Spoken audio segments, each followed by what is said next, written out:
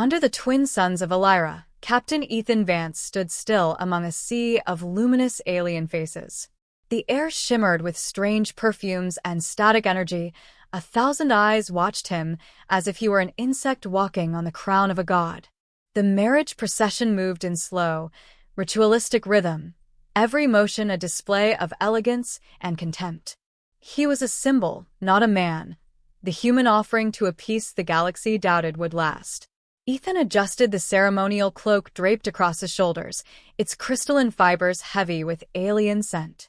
His pulse was steady, though his mind catalogued every face, every weapon, every shadow that moved unnaturally.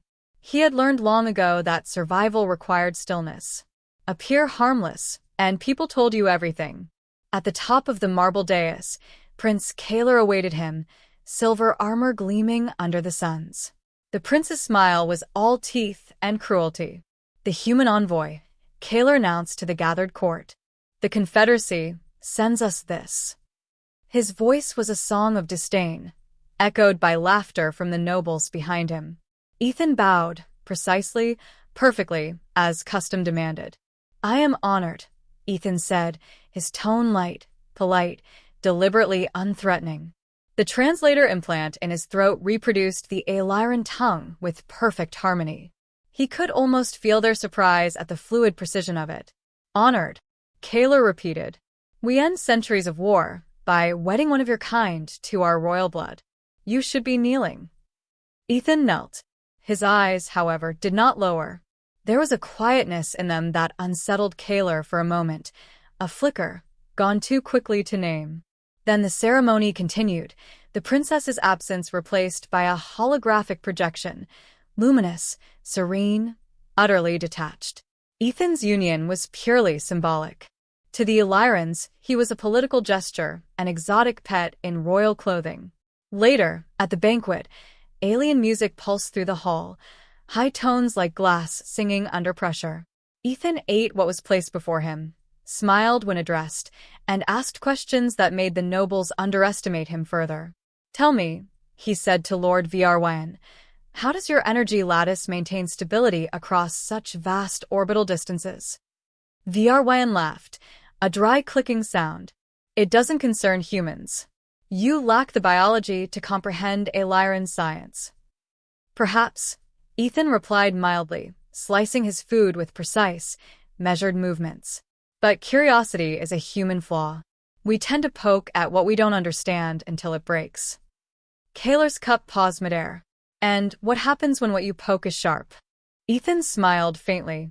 Then we learn how to bleed less next time. Laughter returned, brittle and superior. They heard a joke. He had spoken a truth. Later, alone in his assigned quarters, a lavish cage of alien art and surveillance, Ethan sat before the translucent window. The stars outside Elira glowed like wounds. Helios, he whispered. The response came as a quiet hum in his neural link. Online, Captain. Signal trace. Stable. No outbound data, leaks detected. However, energy readings in the Royal District show unregistered quantum fluctuations. Ethan frowned. Weapons. Possible. Probability. 64%. He rubbed his temple. This mission had never been about romance.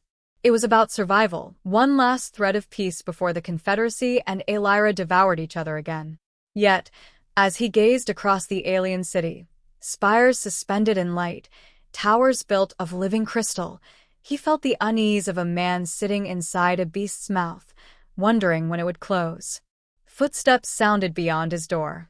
He switched off the neural channel, posture softening into diplomatic relaxation. The door slid open to reveal Commander Rail, tall, scaled, eyes like molten metal. Human, Rail said, his tone neutral but edged. The prince summons you. He wishes to test your reflexes. Ethan nodded. Of course. The test was held in the dueling chamber, a circular arena where gravity could shift at a whim.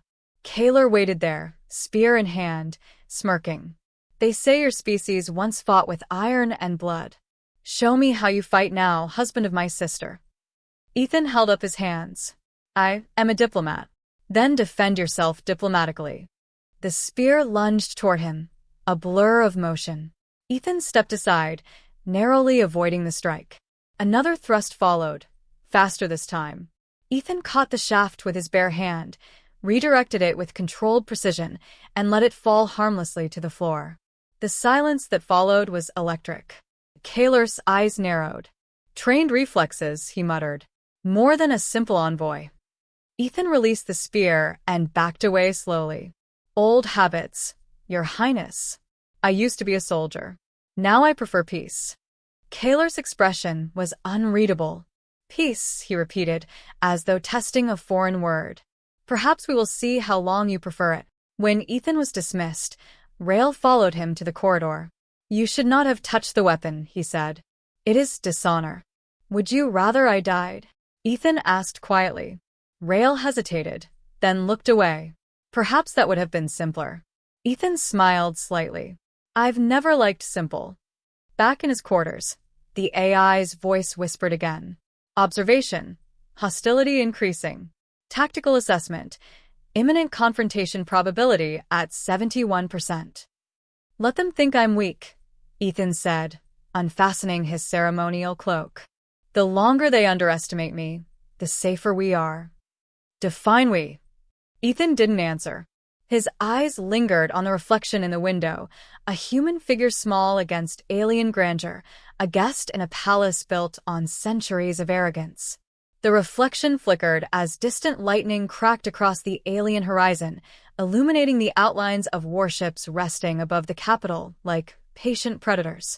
The Empire saw him as harmless. That was his shield, and perhaps, one day, it would have to be his weapon. Far below, the alien city pulsed with color and noise. In its heart, unseen and silent, Ethan Vance prepared for the day when peace would finally break.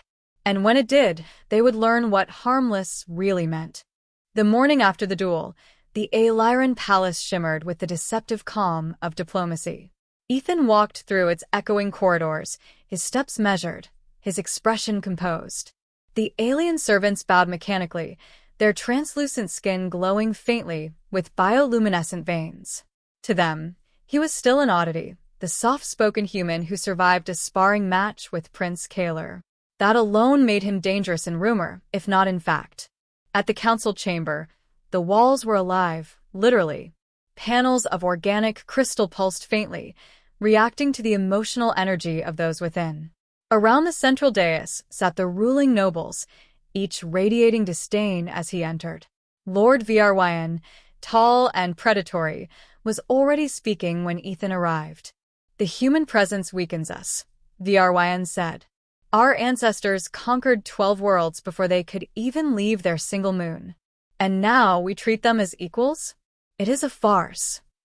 Ethan took his assigned seat, bowing slightly. A farce that has kept both our worlds from burning, my lord, he said calmly. I think that's worth a little humiliation. Several nobles hissed softly, a sound like glass cutting air. Kaler, seated across from him, watched in silence. The Terrans crave sympathy, Vryn continued. They use our pity as a weapon. Their diplomacy is infection disguised as friendship. Ethan leaned forward. And your arrogance is security disguised as strength. Perhaps we're both dangerous in our own ways. A faint ripple of surprise passed through the chamber. Rael, the commander who had once warned Ethan of dishonor, hid a small smirk behind his clawed hand. The Emperor himself was absent, leaving Kaler as proxy ruler, and that gave Vryn room to maneuver. The debate stretched on for hours. Each motion, each word, was a performance of pride. Ethan noted details as a soldier would. Who interrupted whom, who deferred to whose gaze, who seemed restless. Beneath the rhetoric, he saw fear, fear of change, fear of vulnerability. When the session ended, Kaler approached him in the corridor, his expression unreadable. You speak boldly, the prince said. Some here find it offensive. Ethan smiled faintly. Somewhere on Earth, that means I'm doing my job. Kaler regarded him for a long moment, then said, My sister would have hated you. She has good taste then. Kaler's laughter was short, humorless. Do not mistake courtesy for safety, human. Lord Vryn has plans. I suggest you watch your back. That night, Helios's voice murmured through Ethan's neural implant as he studied the alien skyline. Encryption patterns detected. Source: Council Communications Relay. Decode it, Ethan whispered. Partial translation achieved. Keywords include purity, experiment, and containment. Ethan exhaled slowly. So, the rumors were true. Helios processed the silence. Probability indicates bioweapon research directed toward human genetic markers. Find out where. Already working. A pulse of unease threaded through Ethan's calm. The political theater was only the surface. Underneath it, someone was preparing to break the peace entirely. The following day, Kaler invited him to dine privately, an unexpected gesture. The room was smaller, darker, decorated with ancient trophies from conquered worlds. Kaler poured a luminous drink, its color shifting between violet and silver. Tell me, Captain, he said, does your species believe in mercy? When it's earned, Ethan replied. Kaler's eyes gleamed. And, if it's not, then we survive. The prince leaned forward. You're not like the other diplomats we've met. You don't beg. You endure. Ethan sipped his drink, the taste metallic. Experience teaches patience. Or vengeance. Kaler's smile was sharp. Do you know why my father agreed to this farce of marriage? Because he believes humans make useful shields. If war comes again, you will die first, to give us time to strike. Ethan met his gaze evenly. Then I suggest you use that time wisely. The silence that followed was taut, almost respectful. Kaler looked away first. You remind me of our old generals, he said. Too stubborn to die when they should. As Ethan left, Helios pinged him with urgency. Intercepted signal complete. Weapon scheduled for activation during peace anniversary celebration. Estimated casualties, 12,000. Target epicenter, human embassy. Ethan froze mid-step. The corridor lights flickered, casting sharp lines across his face. Show me the source. A hollow map bloomed before his eyes, invisible to anyone else. The signature originated from a laboratory beneath the city's ceremonial plaza. Can you disarm it remotely? He asked. Negative. System protected by biolock keyed to Lyran neural patterns. So, we'll need one of theirs. Correct. Ethan considered his options. Rail. The commander might be the only one honorable enough to help, and reckless enough to defy Kaler if he saw the truth. The next evening, Ethan found Rail on the palace's upper platform, watching the twin suns set. You're following me, Rail said without turning. Or maybe you're predictable, Ethan replied. Rail's mandibles twitched. Amusement, perhaps. You shouldn't walk alone here, human. I know. That's why I came to find you. He explained everything, the intercepted transmission, the threat, the target. Rail listened in silence, the glow from the horizon reflecting in his eyes. When Ethan finished, there was a long pause. If what you say is true, Rail said slowly, then our own council is planning genocide. Not your whole council, Ethan said. Just the parts that think humans can't bleed the right color. Rail looked at him, expression unreadable. You realize bringing me this information makes you a liability. Ethan nodded. Then we're both in danger. For a moment, neither spoke. Then Rail inclined his head, barely perceptible. I will confirm the data. If it's real, I'll help you stop it. Ethan extended a hand. Then let's start trusting each other, just enough to survive. Rail hesitated, then clasped his hand. His grip was strong, the scales cool against human skin. Be careful what you ask for, Terran. Trust is a fragile weapon. Fragile weapons can still cut deep, Ethan said. When he returned to his quarters, Helios spoke again, its voice a whisper inside his skull. Probability of exposure rising. You may not have time to wait for confirmation. I'll take the risk, Ethan replied. Peace deserves at least that much. He stood by the window once more, staring at the alien city glowing under its false stars. He could see the celebration platforms being constructed, bright with banners of unity. To everyone else, it looked like hope. To him, it looked like a trap. In 2 days, the weapon would ignite, and every diplomat, every human envoy, every sign of cooperation would vanish in light and fire, unless he found a way to stop it. He closed his eyes briefly, the weight of centuries of human endurance pressing against the edges of his thoughts. The galaxy believed humanity weak, soft, harmless. They were wrong, and soon they would learn why. The twin suns burned red above the capital as the peace anniversary began. Banners of gold and violet rippled across the floating plazas, and the air shimmered with excitement and deceit. Ethan stood among the dignitaries, his posture calm, his face unreadable. Beneath his formal robes, microfilaments connected to Helios pulsed against his skin, mapping radiation patterns across the city. The AI's voice murmured quietly in his neural link, cold and precise. Energy spike detected beneath the central stage. Sequence initiation probable within 2 minutes. Ethan's pulse barely changed. He scanned the crowd, the nobles glittering in ceremonial armor, the soldiers posted along the marble edges, the children waving translucent banners. All oblivious. Above them, the grand holoscreen displayed the words unity through strength.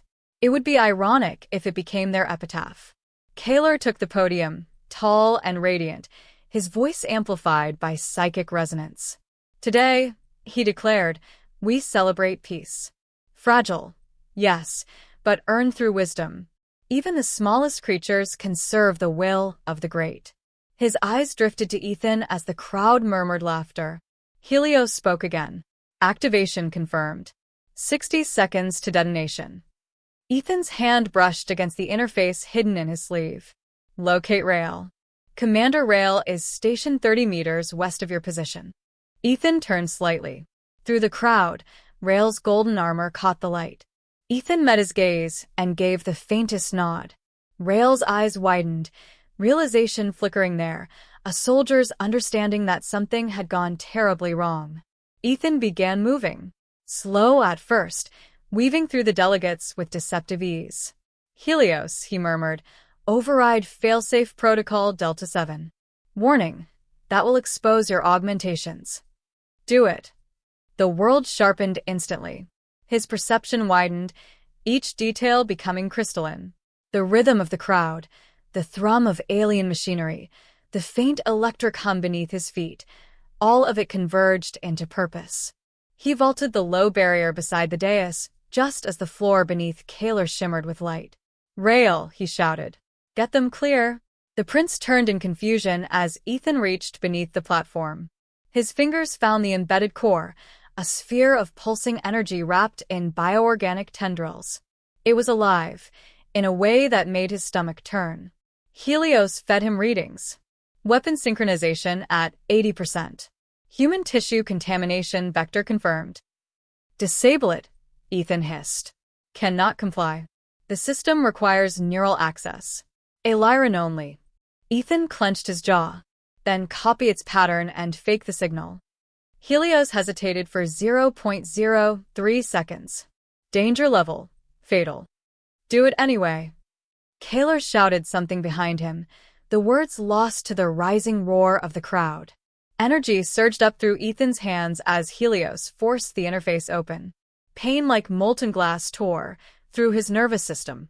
His vision fractured, light bending, sound collapsing. Then everything went white. When the blast came, it wasn't fire, it was silence. A pulse of compressed force shattered the stage, but didn't incinerate it. The weapon collapsed inward, devouring its own power. Ethan's body hit the ground hard, smoke curling from his hands. Rail was the first to reach him, dragging him out of the debris. You stopped it, the commander rasped. Not completely, Ethan murmured, voice raw. Someone still needs to answer for it. Kaler stared at him, stunned, his armor cracked, his pride more so.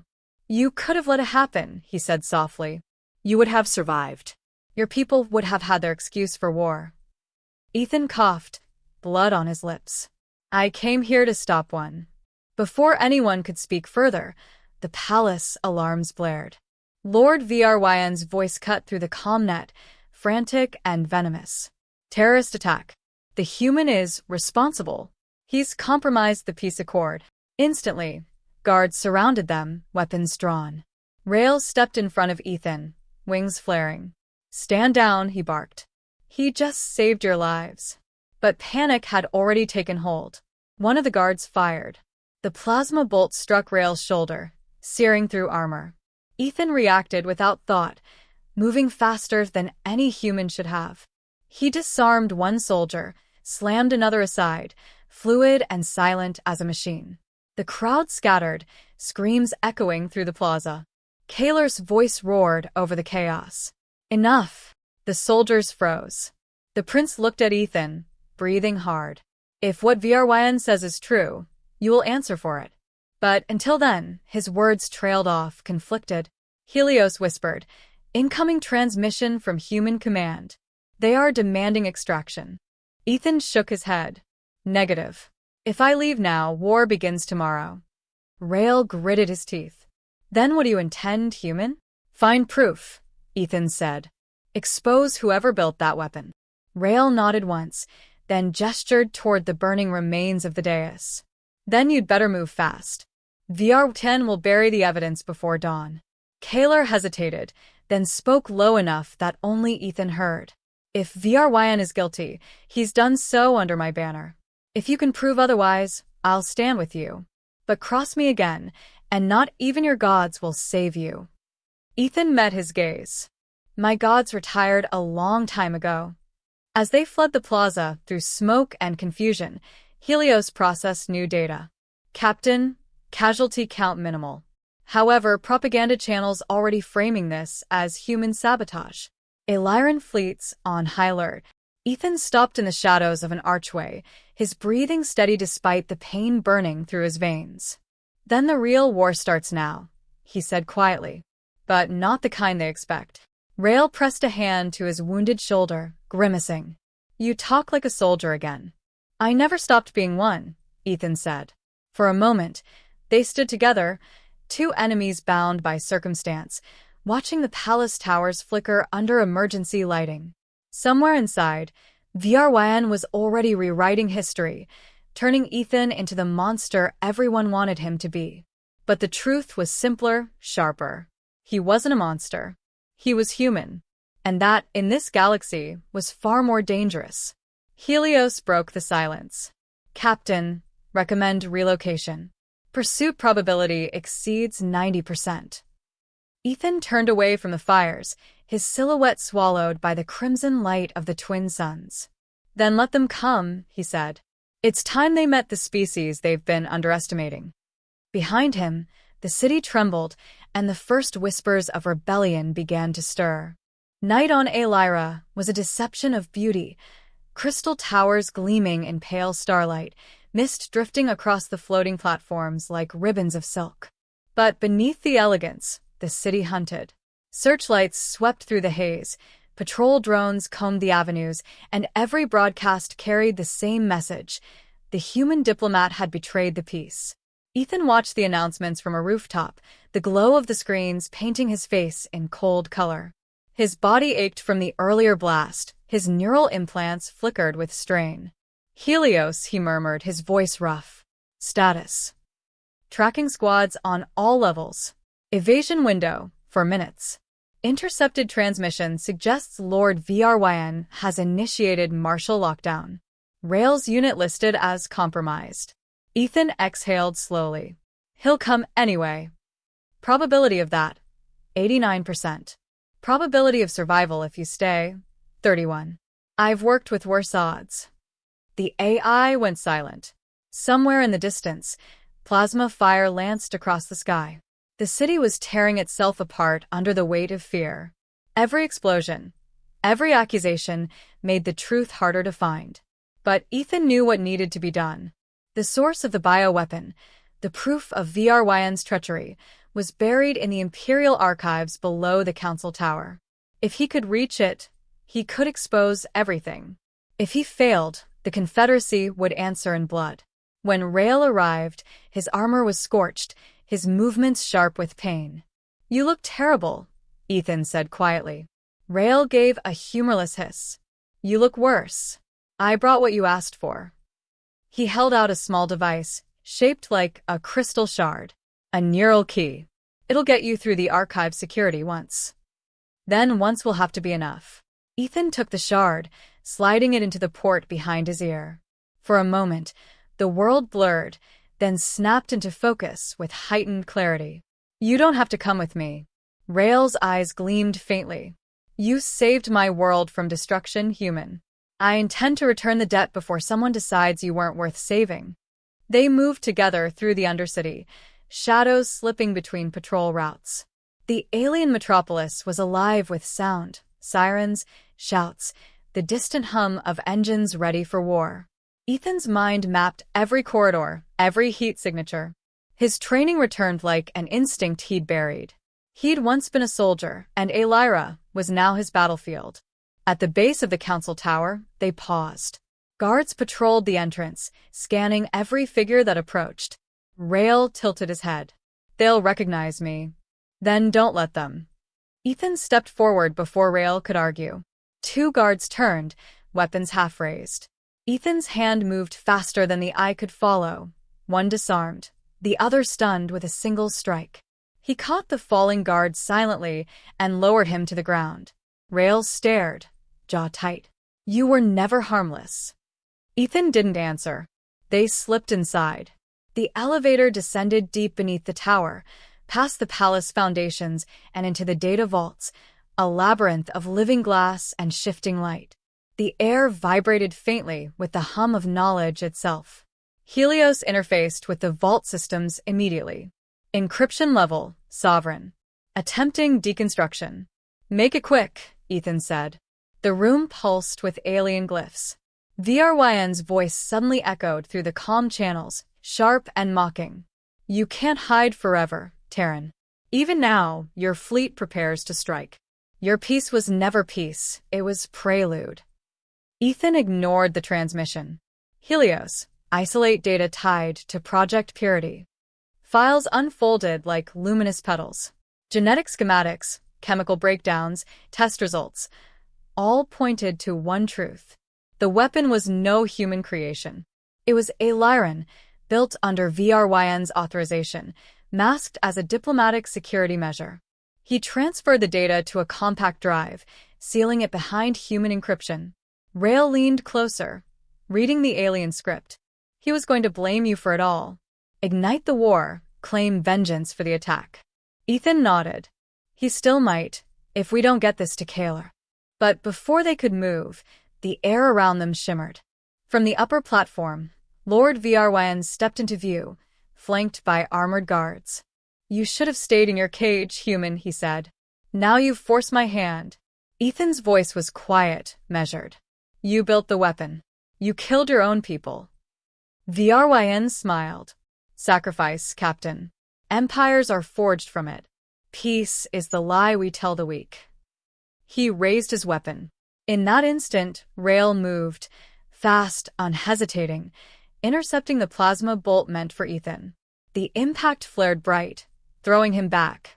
Ethan caught him before he fell completely, the commander's blood shimmering silver in the dim light. Finish it, Rael gasped. Ethan rose, fury a cold thing inside him.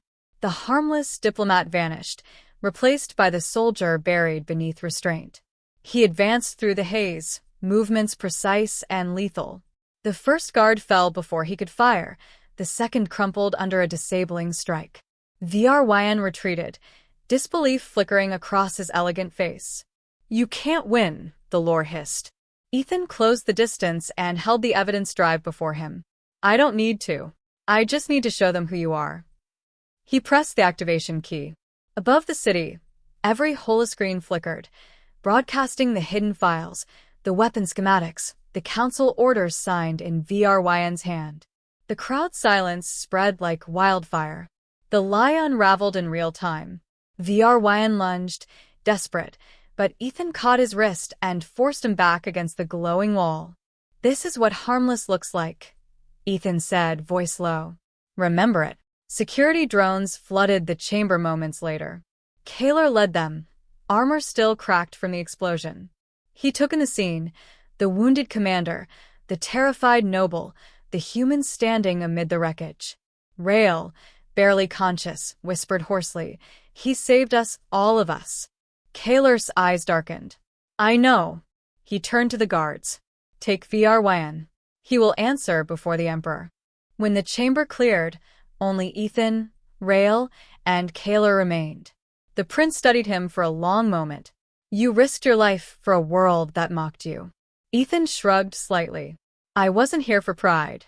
Kaler nodded once. "You were here for peace." "Still am." The prince extended his hand. "Then perhaps we start again." Ethan clasped it, the gesture silent, heavy with meaning. Hours later, as dawn painted the alien sky in shades of blue fire, Ethan stood on the same rooftop where the night had begun. The broadcasts now spoke of justice, not treachery. Rael would recover. Vryn would face judgment. And the fragile dream of unity still breathed. Helios spoke softly. "Mission success. Conflict probability reduced to 12%. You could return home now." Ethan watched the horizon where the suns rose side by side. "Home's complicated," he said. "Status. At peace?" He smiled faintly. "For now." The light caught his face, and for a heartbeat, the galaxy looked almost gentle again. Then he turned away, a solitary human walking through an alien dawn, harmless once more, until the universe forgot what that word really meant.